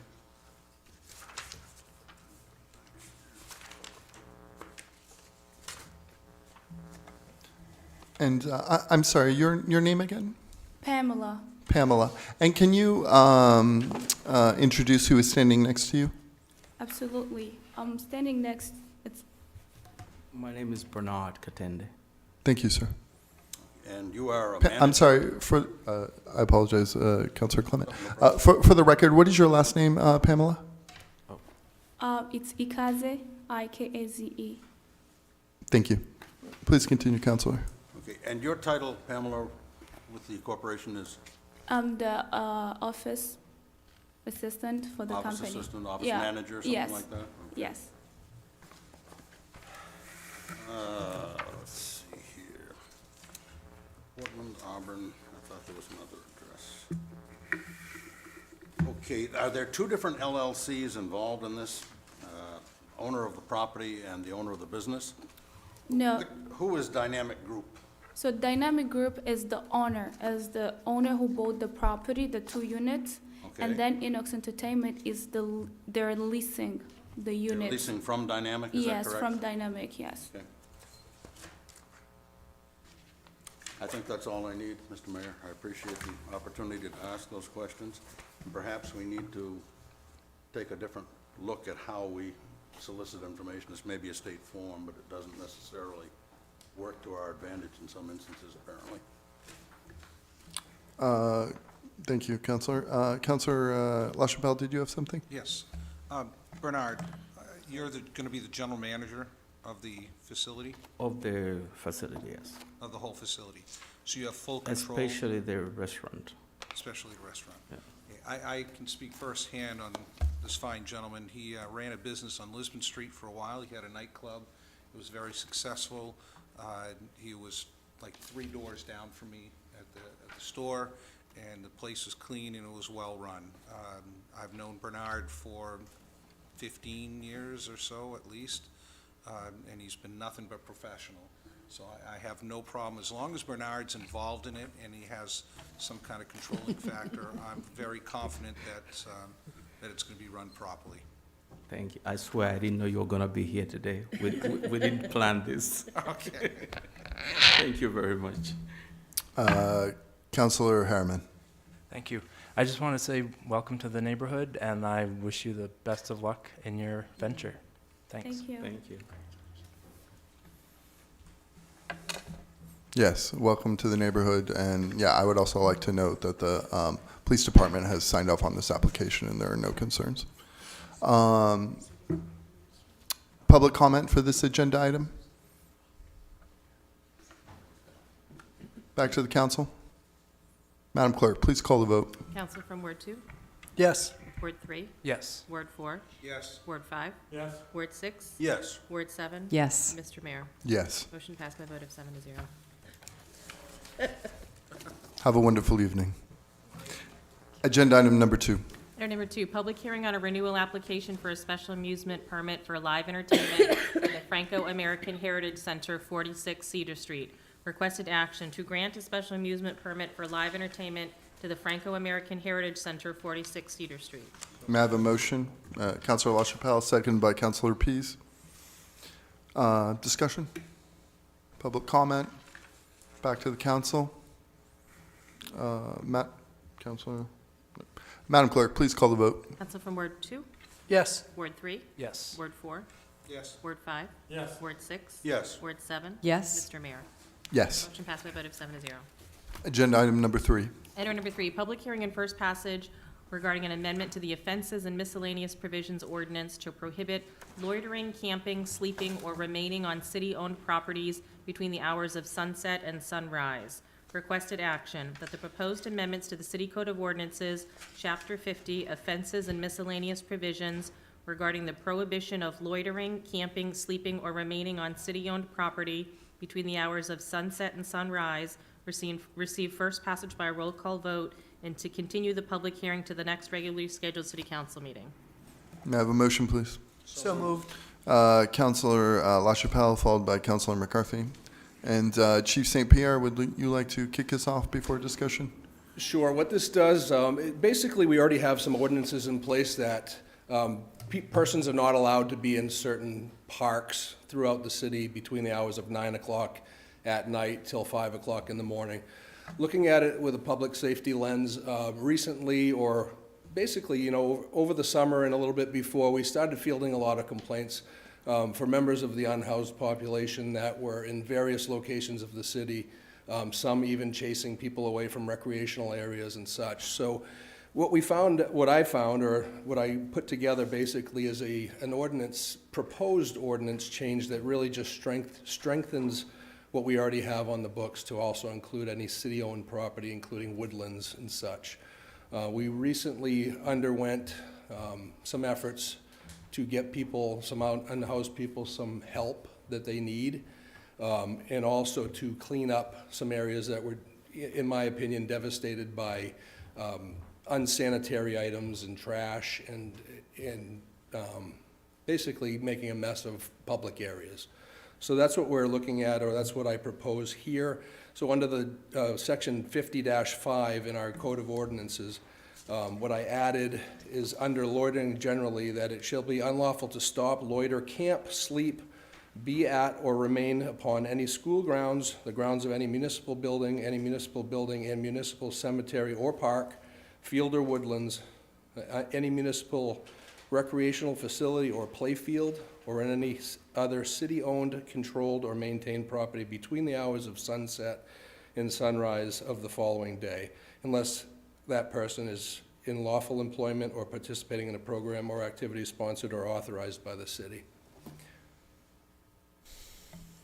Thank you. Or anything else, Chief? Okay. Discussion from the council. Councilor Harriman. Thank you. So when I first read through this, it sounds like this means nobody can be in any park when it's dark out.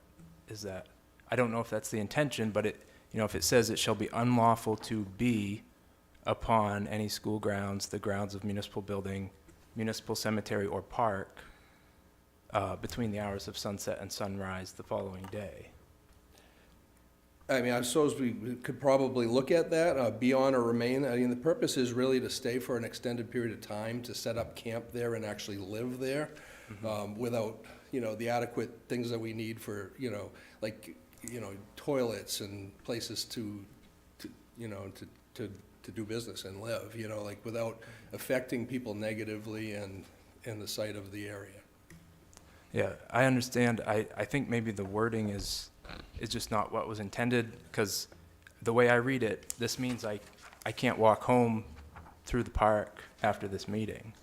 I don't think that's where I intend on this, and I think this is a first reading, and I'm sure we're gonna, you know, our legal's gonna take a look at it, I would imagine, to solidify anything and maybe make some clarity as to what we're actually looking for. What basically I'm looking at is a law enforcement role.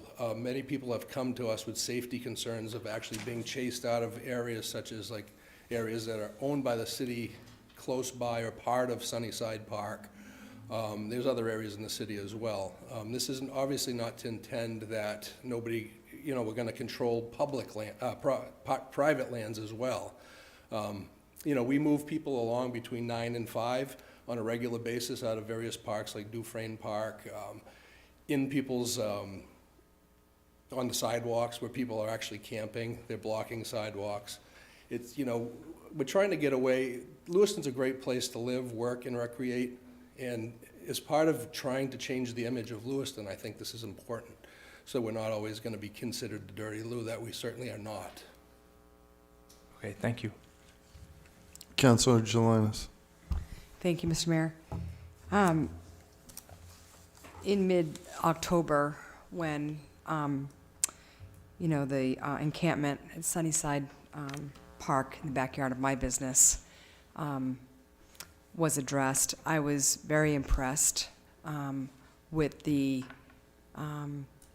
thoroughness of it. I was impressed with the fact that a lot of these folks who were unhoused were approached with resources. I mean, there was a Project Support You staff person that took part in that. There was resources given to folks that might have been battling SUD, mental health issues, housing issues, and you know, I certainly support an ordinance like this as long as that sort of thoughtful, deliberate process, which was undertaken in mid-October, like I said, is also undertaken. I was, you know, it was just, in the name of humanity, I thought it was done very, very well. So I just want to comment on that. Thank you. Thank you. If I could just comment and, you know, go on about that a little bit. I can tell you, we brought our Project Support You workers out there. We brought path workers to try to find people housing. We brought them food. And I can tell you that almost everybody was overwhelmed with the support that we were trying to give them as we were moving them along and cleaning up their campsites. Despite removing over 9,000 pounds of various clothing, shoes, tents, tarps, feces, needles, the whole works. I think we did it in a good way so as to give people, or at least offer them resources. Some took those resources, some did not. There are people out there that choose to live like this. You know, some are forced to. You know, we obviously know as the police department that substance use disorder and mental health is certainly a driving issue for many of these people, and it's not we're not looking to criminalize any of that by any stretch. Thank you.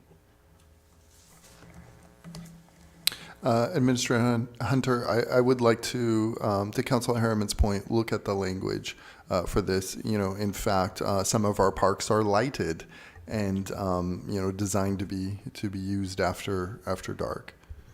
Okay, we will have legal review and make that comment to see if they have any further suggested wording. Thank you. Councilor Harriman. Oh. Councilor Clement. Thank you, Mr. Mayor. I think perhaps to Councilor Harriman's point, if language mirroring that in paragraph A were somehow melded into the new paragraph. I think the intent there is if somebody doing something nefarious, doing something that interferes with the free uninterrupted use of the property, that sort of thing, is the intent. I have full faith and confidence in our police department that they're not going to pass something to go out there and just railroad people. But hearing the complaints, and if you've driven around recently since the foliage has disappeared, in some of these areas where encampments have taken place over the summer, and look at the amount of trash. There's one place where there's a two-story tree house been built, never visible until the foliage disappeared. But I think that we need to give our police the proper tools to work with these problems. We have complaints. We have complaints not only from people trying to use the city property, such as Sunnyside Park, where somebody was driven out of there by one of the unhoused persons, but we also have private landowners that are complaining to us. It's a problem, and we need to be able to address that problem. So I have full faith and confidence between our police chief and city legal that we can assuage any concerns that Councilor Harriman might have. And I think the way to do it is to approach it from, we're trying to prevent illegal activity in these areas. Thank you.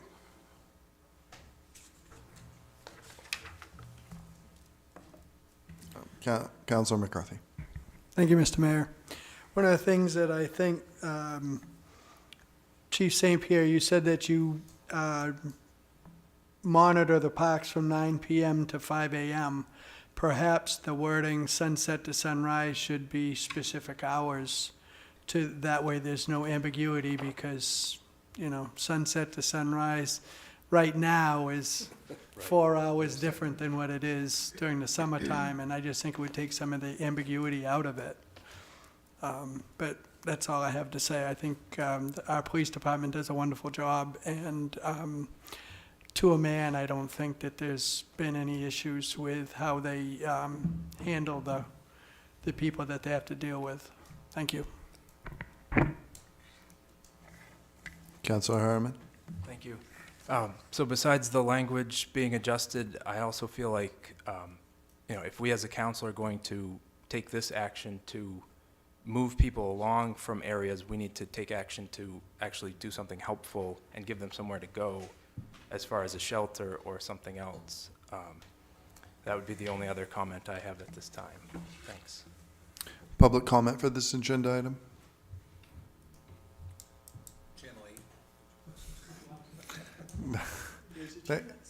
Councilors, thank you. Back to the council. And Madam Clerk, are we voting to move this forward, this public? Okay. Further discussion from the council?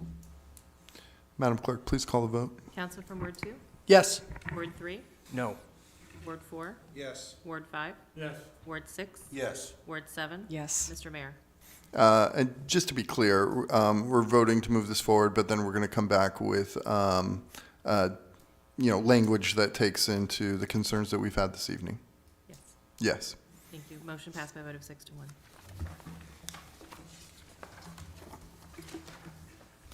Agenda item number 4. Item number 4, order approving the sale of 75 Park Street for $425,000.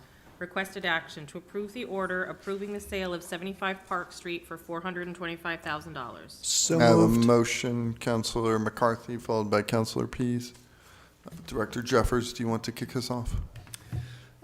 Just pleased to report that this is a property that the city had acquired earlier this summer with hopes of really controlling sort of the tenor of what happens down in the Elizabeth Street area.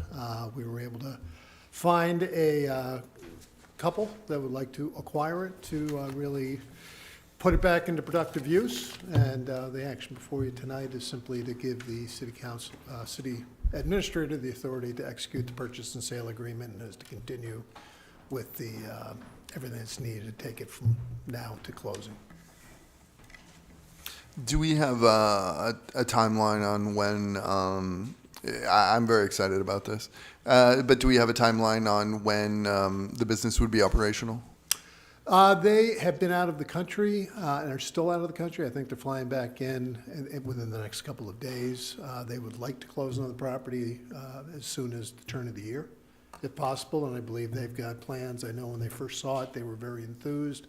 Started, as we're walking through, going, oh, we could do this, this, this, and this. So I think they would start renovations to the space to sort of bring it into more current, more contemporary. I mean, it's a little bit dated. I mean, it was a very good functioning law firm for many, many years.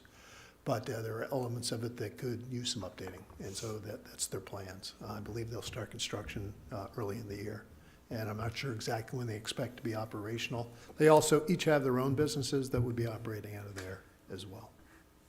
Thank you. Further comments from the council? Councilor Clement.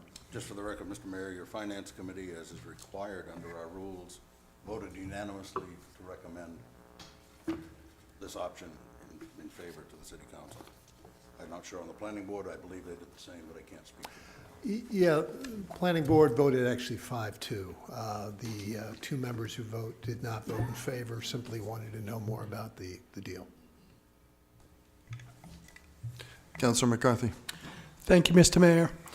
I've known one of the individuals, Danielle Snow, for probably 35 years, and you couldn't ask for a more upstanding, intelligent individual. And I think that it's going to be a huge asset to the downtown, and I wholeheartedly support this moving forward. Thank you. Going to public comment for this agenda item. Back to the council. Madam Clerk, please call the vote. Council from Ward 2? Yes. Ward 3? Yes. Ward 4? Yes. Ward 5? Yes. Ward 6? Yes. Ward 7? Yes. Mr. Mayor? Yes. Motion passed by a vote of 7-0. Agenda item number 5. Item number 5, order approving the sale of a portion of 60 Park Street, currently known as the Bates Street parcel, to Trinity Jubilee Center. Requested action to approve the order approving the sale of a portion of 60 Park Street, currently known as the Bates Street parcel, to Trinity Jubilee Center, subject to a positive recommendation by the Planning Board. May I have a motion? Councilor Harriman, followed by Councilor Pease.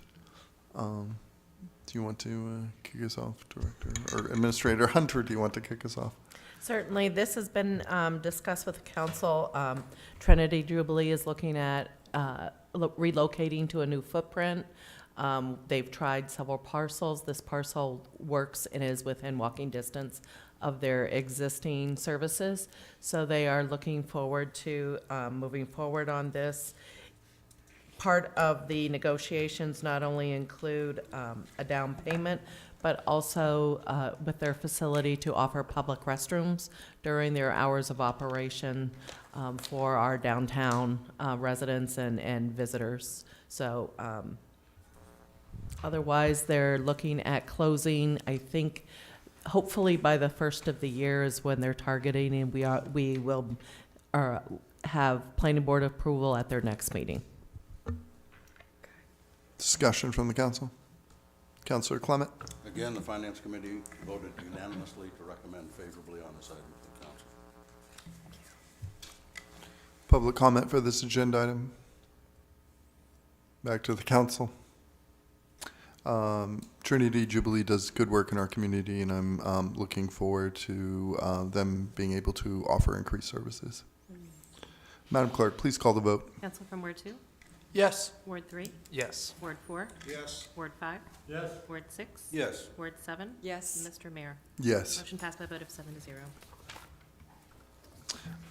Agenda item number 6, is that correct, Madam Clerk? Yes, sir. Item number 6, resolve to declare the work of the Lewiston Urban Renewal Authority was completed in 1993 pursuant to the 1973 Lewiston Urban Renewal Plan.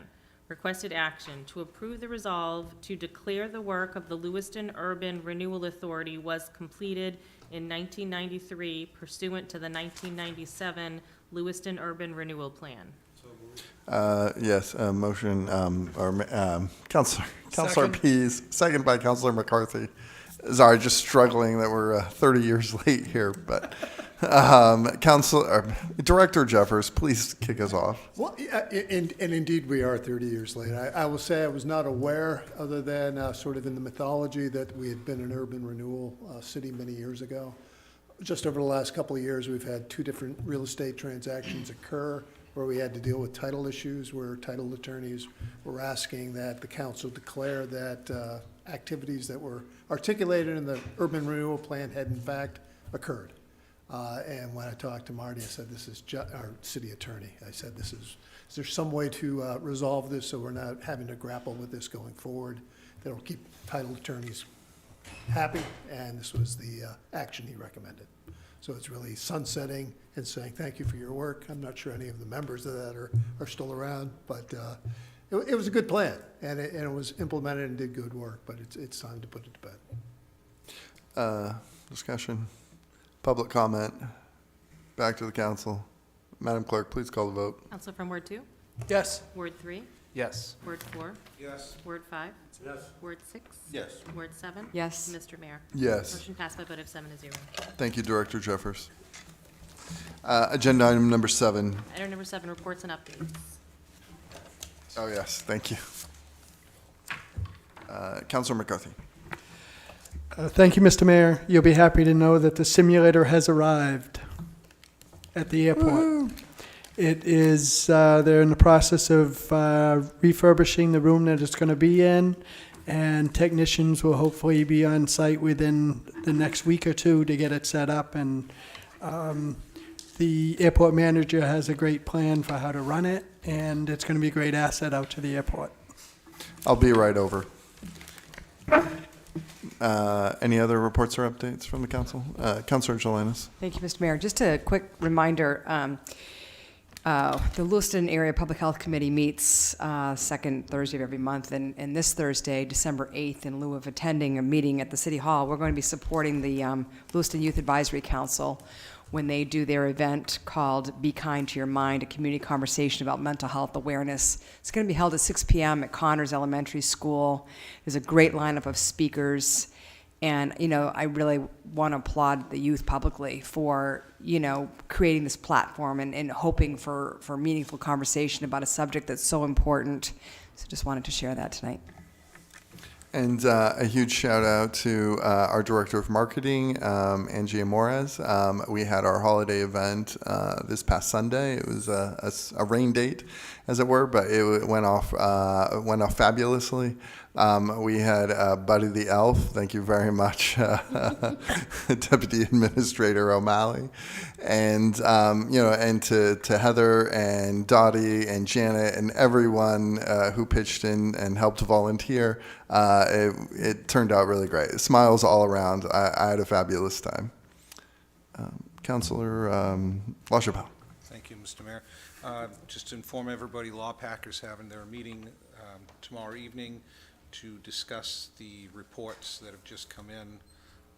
I think this will be pertinent information as we continue to progress with our lawsuit or whatever the case may be at this point. So I'll have more information on the next meeting. Thank you. Councilor Clement. Just briefly, Mr. Mayor, to bring the council up to date, last Thursday, I attended Legislative Policy Committee meeting for MMA in Augusta. A number of items that we are tracking or I know will be of interest to the city. An act to provide qualifying municipalities a percentage of adult use cannabis sales. That was unanimously passed, a recommendation going forth to the legislature that they divvy up the money, and a number of figures were bandied about as to various formulas that could be used. There was an act to increase reimbursement under general assistance program. That went over. An act to require that school budget referendum be held on the same day as primary elections. Unanimous consent on that one, to not have a separate election for school referendum budget. Put it out. I notice our clerk is quite happy to hear that, so. She's so happy she's speechless. Would the clerk like to be recognized? Thank you, sir. I'm all set. Thank you. Okay, thank you. Please continue, Councilor. Okay, the basic law enforcement training core curriculum requirements. That has hit a nerve with communities all over the state, and they're working on language now to set forth both a residential and a non-residential academy to be a curricula to be approved by the Board of Trustees of MCGA, And I think that's going to have strong support in the legislature as well. Let's see, some of these things were more housekeeping tasks. I was going to say, I appreciate you bringing that up during the meeting, and I was happy to wholeheartedly second you. Well, I mean, I look at what has happened here over the 3 years that I've been on the council, and we've always been... Counselor, do you mind just the mic? My mic has been acting up tonight, so I'm not sure that it's working, but here, we'll do it in stereo there. The fact that it is an issue with everybody, I think is going to bring some action about. I think the trustees in the past have kind of sat back, well, look, we're in control of this thing and we're not anxious to change. We have enough slots. That's not true. I mean, we've seen that here.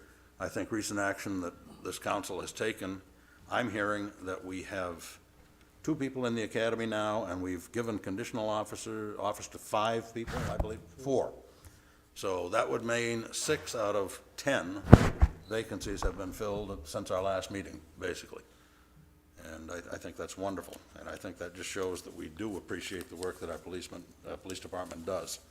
But this would be great if we could get together. I mean, CMMC or CMCC, too many MCCs around here, has indicated they could have a program up and running in less than 3 months, I believe. And that would be something that would meet the academy standards. We could get somebody in within, you know, once that program's up and running, I suspect we could get somebody in there within a month, month and a half of hire and get them trained, rather than have to pay them for a year, year and a half, and have them sit behind a desk or ride around in awe of the scenery of the city of Lewiston, unable to do anything. An act to reimburse municipal training costs for emergency medical dispatchers, that went through. This is in conjunction, I know, part of the conversations we're having with United Ambulance. There is also a bill being put together now, or a report is being put together by this Blue Ribbon Committee on EMS in Maine that is going to try and address the hiring problems, the money problems, the reimbursement problems from Medicare, Medicaid, and if that goes through, that will help us probably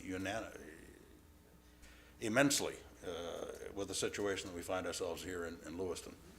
But that remains to be seen. They approved a bill to establish a public safety, health, and wellness program. Things like critical incident stress debriefing and those types of things for our first responders, police, fire, and EMS. They get involved in some situations from time to time that can really wear on a person. I personally had that happen in an agency I was in. We had an individual of ours was run over by a piece of fire apparatus in front of 18 members of the department. He was killed. And back in those days, it was not common practice to have stress debriefings. You just sucked it up and moved on, basically. But we did a stress debriefing. This was back in 1987. So it's been around for a while, and now the state is going to put together a program to get something going on that. An act to amend the tree growth tax law. I know that our chief assessor will be happy on that. In order to take advantage of some of these programs, it's going to increase the amount of acreage that you have to have in the program. Right now, I guess it's you get a couple trees in your front lawn, you can declare that's a tree growth act project or whatever. It's going to have to be 25 acres, and there are certain parameters that are set forth. And they're going to have to file a plan with the assessor to show that they're actually doing this. I mean, they've never required, yeah, I'm doing it, and that's, oh, okay. Have to take that at face value. An act to facilitate deployment of municipally owned broadband, 100% behind that. Pole attachments and those types of things that are a problem now. I think we started working on this, I believe, last council, having to do with pole attachments for, I forget the technology involved, the small area broadband repeaters or whatever they are. An act to create enhanced senior resident homestead exemption and the property tax stabilization. This was the biggest item that was discussed. It was discussed probably about half the day up there. And the consensus was that they don't want to tell the legislature what to do. basically, they said, the legislature got into this mess, let them get themselves out. And then they came back and said, well, here's a way that they might want to do it. And they've come up with some language that they're going to work on and try to finalize, but essentially, they will repeal that act which was passed at the very last session, last day, I think, of the last session of our legislature. And it's going to put it under the homestead exemption. That's the general idea. It can be more equitably applied as part of a homestead exemption than a separate thing. And, you know, the talk about people in some areas of the state living in waterfront community homes and ritzy areas and stuff like that, they were going to get the same exemption. And I mean, it was quite a discussion, but they did come to terms on it. And I think that's about it. We'll be meeting again in January, and by then we'll hopefully have something finite on several of these items. And thank you, Councillor Clement. And for the public's benefit, Councillor Clement and I serve on the Legislative Policy Committee for the Maine Municipal Association, which makes recommendations to the state legislature. Any other reports and updates? Now we're up to new business. And now we're ready to go into executive session. Yes, we have the motion here, executive session, item number 9, executive session to discuss real estate negotiations of which the premature disclosure of the information would prejudice the competitive bargaining position of the city. Requested action to enter into an executive session pursuant to Maine Revised Statutes annotated Title I, Section 4056C, to discuss real estate negotiations of which the premature disclosure of the information would prejudice the competitive bargaining position of the city. May I have a motion?